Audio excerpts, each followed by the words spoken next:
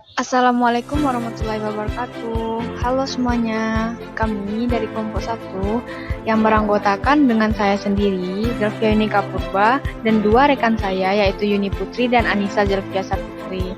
Kami akan menjelaskan materi auditing yang bertemakan profesi akuntan publik dan kode etik akuntan. Pertama, kita akan membahas yaitu organisasi akuntan publik. 1. IAPI. IAPI singkatan dari Institut Akuntan Publik Indonesia.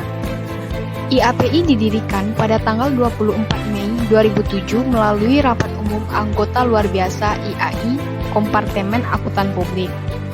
Saat ini, IAPI merupakan Associate Member of IFAC, International Federation of Accountants. Dalam Peraturan Menteri Keuangan Nomor 17 PMK 01/2008 disebutkan bahwa IAPI berwenang dalam melaksanakan ujian profesi akuntan publik, penyusunan dan penetapan standar profesional dan etika akuntan publik, serta menyelenggarakan program pendidikan berkelanjutan, sekaligus peninjauan mutu akuntan publik. 2. IAPI versus IAI. Kode etik menurut IAI diterbitkan oleh Ikatan Akuntan Indonesia terbaru mulai berlaku sejak Desember 2016, yang terdiri dari yang pertama yaitu prinsip dasar etika bagian A, yang kedua yaitu akuntan profesional di praktik publik bagian B, dan yang ketiga yaitu akuntan profesional di bisnis bagian C. Bagian A menetapkan prinsip dasar etika profesional bagi akuntan profesional, sedangkan bagian B dan C menjelaskan penerapan kerangka konseptual pada situasi tertentu. Akuntan profesional mematuhi prinsip dasar etika berikut ini. Yang pertama yaitu integritas, artinya bersikap lugas dan jujur. Yang kedua yaitu objektivitas, artinya yaitu tidak membiarkan bias, benturan kepentingan, atau pengaruh yang tidak semestinya dari pihak lain. Yang ketiga yaitu kompetensi dan kehati-hatian profesional, artinya yaitu menjaga pengetahuan dan keahlian profesional. Yang keempat yaitu kerahasiaan, artinya yaitu menghormati kerahasiaan dengan tidak mengungkapkan informasi tersebut kepada pihak ketiga. Yang terakhir yaitu perilaku profesional, artinya yaitu mematuhi hukum dan peraturan yang berlaku, dan menghindari perilaku apapun yang mengurangi kepercayaan kepada profesi akuntan profesional. Selanjutnya yaitu Kode Etik IAPI, Kode Etik Akuntan Publik yang diterbitkan oleh Institut Akuntan Publik Indonesia terbaru mulai berlaku sejak Januari 2010, yang terdiri dari yang pertama yaitu prinsip dasar etika profesi bagian A, yang kedua yaitu aturan etika profesi. Keterterapan kode etik ini pada setiap individu dalam KAP atau jaringan KAP, baik yang merupakan anggota IAPI maupun yang bukan merupakan anggota IAPI, yang memberikan jasa profesional yang meliputi yaitu jasa assurance dan jasa selain assurance.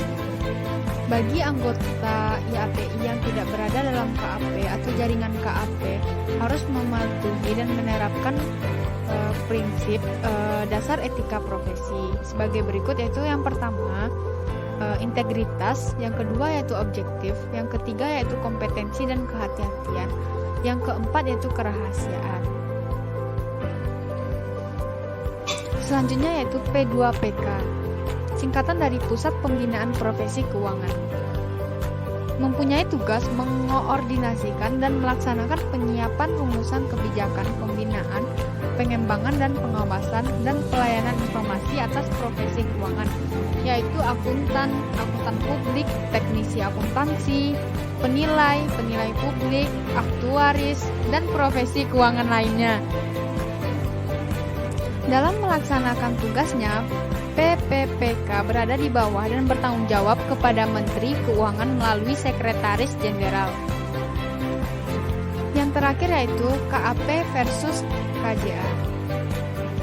KAP yaitu Kantor Akuntan Publik diatur dalam Undang-Undang Nomor 5 Tahun 2011 tentang akuntan publik, di mana akuntan publik berhak memberikan jasa asuransi atas laporan keuangan yang dikeluarkan dan juga bisa sebagai pemberi jasa konsultan kepada manajer dalam menjalankan perusahaan.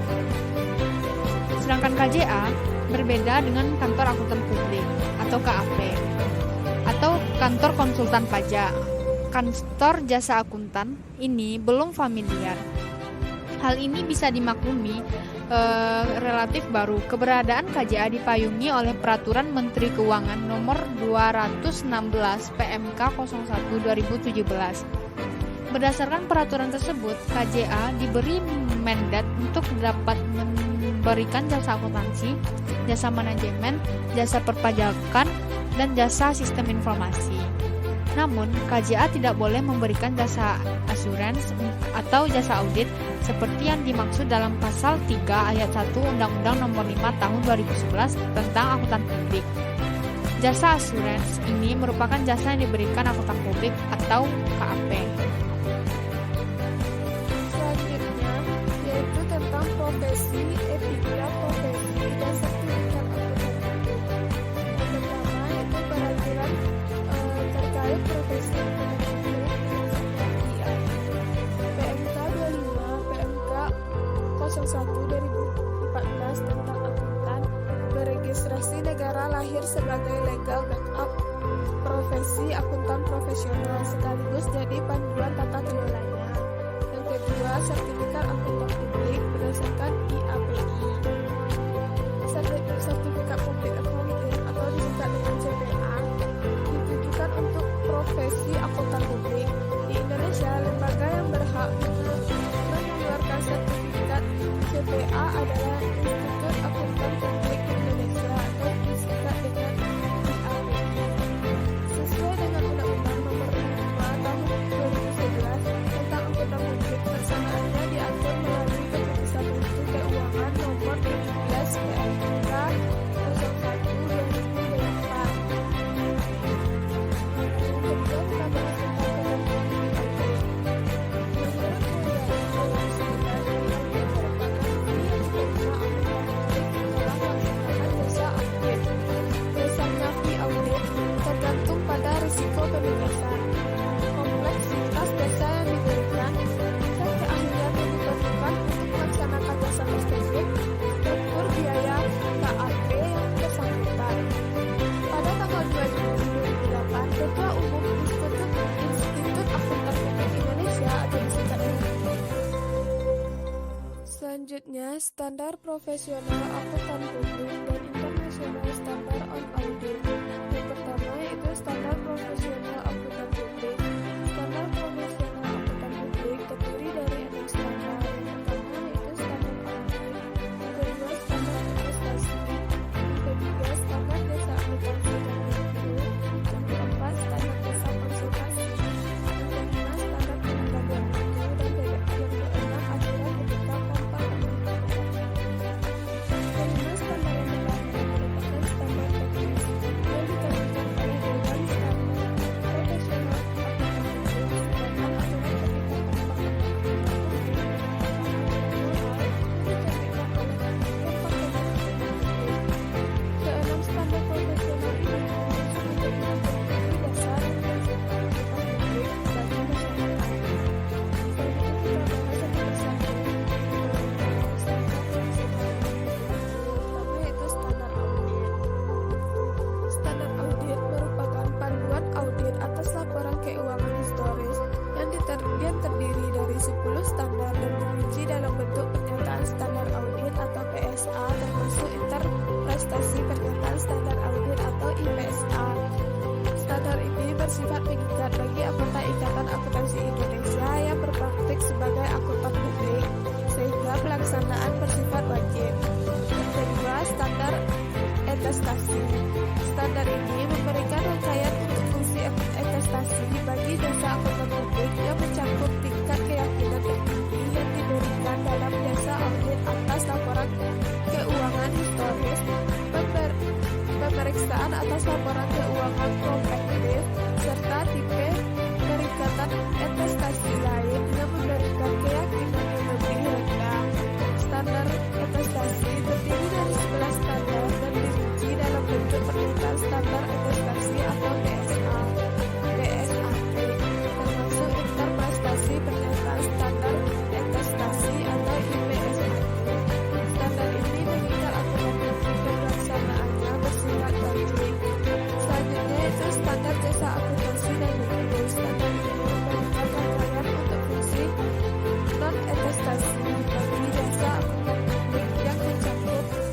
jasa akuntansi dan review. Standar ini dirinci dalam bentuk pernyataan standar jasa akuntansi dan review dan bersifat mengikat akuntansi publik sehingga pelaksanaannya wajib. Selanjutnya yaitu standar jasa konsultasi. Standar ini memberikan panduan bagi praktisi yang menyediakan jasa konsultasi bagi kliennya melalui kantor akuntan publik. Dalam jasa konsultasi, para praktisi menyajikan temuan, kesimpulan, dan rekomendasi. Selanjutnya, standar pengendalian mutu. Standar ini memberikan panduan bagi kantor akuntan publik dalam melaksanakan pengendalian kualitas jasa yang dihasilkan oleh kantornya dengan mematuhi berbagai standar yang diterbitkan oleh Dewan Standar Profesional Akuntan Publik dan aturan etika kompartemen akuntan publik. Yang kedua, kita akan membahas tentang International Standard on Audit. International Standard on Audit adalah suatu standar kompetensi bagi profesional yang bekerja di bidang audit. International Standard on Audit atau disingkat dengan ISA diterbitkan oleh International Audit and Assurance Standard Board atau disingkat dengan IAASB melalui International Federasi. International Standard on Audit dibuat dengan tujuan meningkatkan kualitas di audit dan pada akhirnya meningkatkan kualitas hasil audit. International Standard Audit amat terkait dengan International Standard on Quality Control. International Standard on Audit ini mempunyai 4 bagian. Yang pertama ada introduksi untuk tujuan, ruang lingkup, dan subjek penilaian. Yang kedua, objektif, menjelaskan kepentingan auditor. Yang ketiga, definisi yang menjelaskan penelitian yang dibuat oleh ISA atau International Standard on Audit. Yang keempat yaitu requirement, merupakan bagian yang menjelaskan bagaimana auditor seharusnya. Secara garis besar, International Standard on Audit ini terdiri dari beberapa hal pokok, yaitu yang pertama tanggung jawab, yang kedua perencanaan audit, yang ketiga pengendalian internal, yang keempat bukti audit, dan yang kelima penggunaan oleh ahli. Standar audit. Ada beberapa standar audit yang ditetapkan dan disahkan oleh Institut Akuntansi Publik Indonesia dan dengan diakui, yaitu diantaranya yang pertama standar umum. Standar umum yaitu audit harus dilaksanakan oleh seorang atau lebih yang memiliki keahlian dan pelatihan teknis yang cukup sebagai auditor. Dalam semua hal yang berhubungan dengan perikatan independensi, dalam sikap mental harus dipertahankan oleh auditor. Dalam pelaksanaan audit dan penyusunan laporan keuangannya, auditor wajib menggunakan kemahiran profesionalnya dengan cermat dan seksama. Yang kedua ada standar pekerjaan lapangan. Standar pekerjaan lapangan harus direncanakan sebaik-baiknya dan jika digunakan asisten harus disurvei dengan semestinya. Pemahaman memadai atas pengendalian harus diperoleh untuk merencanakan audit dan menentukan sifat, saat, dan lingkungan pengujian yang akan dilakukan. Bukti audit kompeten yang cukup harus diperoleh melalui inspeksi, pengamatan, permintaan keterangan, dan konfirmasi sebagai dasar memadai untuk menentukan sifat atas laporan keuangan yang diajukan. Yang ketiga ada standar pelaporan.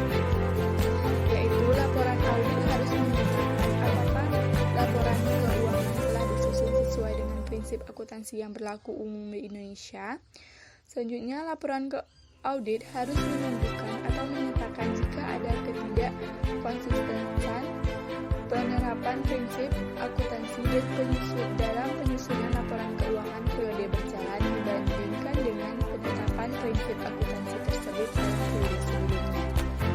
Selanjutnya, yaitu pengungkapan informasi dalam laporan keuangan harus dipandang memadai kecuali dinyatakan lain dalam laporan audit.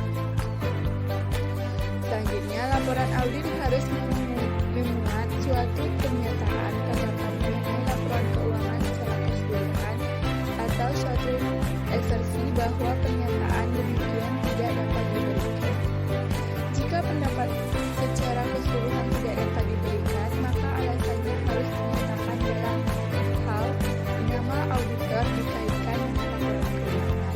Maka laporan auditor harus memuat petunjuk yang jelas mengenai sifat pekerjaan audit yang dilaksanakan.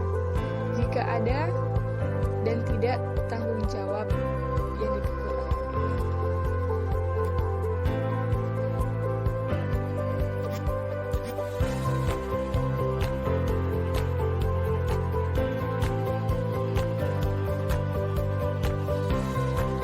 Selanjutnya, indikator kualitas audit.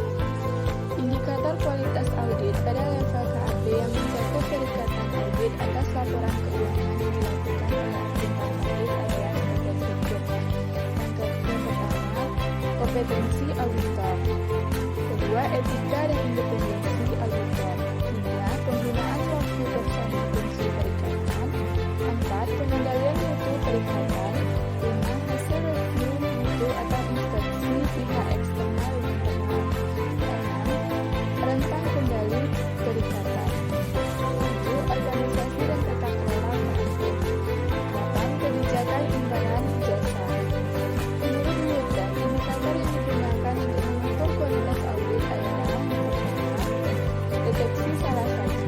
Dalam mendeteksi salah saji, auditor harus memiliki sikap profesional, yaitu sikap yang mencakup pikiran yang selalu mempertanyakan dan melakukan evaluasi secara kritis atas audit.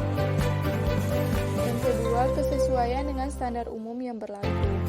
Standar profesi akuntansi publik adalah acuan yang ditetapkan menjadi ukuran mutu yang wajib dipatuhi oleh akuntan publik dalam pemberian jasanya. Yang ketiga, kepatuhan terhadap SOP. Standar operasi perusahaan adalah penetapan tertulis mengenai apa yang harus dilakukan, kapan, di mana, oleh siapa, bagaimana cara melakukan, apa saja yang diperlukan, dan lain-lain. Semuanya itu merupakan prosedur kerja yang harus ditaati dan dilakukan. Menurut Jun Marhum dan Setiawan 2012, indikator yang digunakan untuk mengukur kualitas audit yaitu yang pertama, melaporkan semua kesalahan klien. Selanjutnya, memahami terhadap siap klien. Selanjutnya, komitmen dan menyesuaikan audit. Selanjutnya, berpedoman pada prinsip akuntansi dan prinsip audit. Selanjutnya, tidak percaya begitu saja terhadap pernyataan klien. Selanjutnya, sikap hati-hati dalam pengambilan keputusan. Adapun menurut standar pemeriksaan keuangan negara, dalam Ahmad Anwar 2013, indikator kualitas audit yang pertama yaitu tepat waktu, lengkap, akurat, objektif, meyakinkan, jelas, dan tuntas.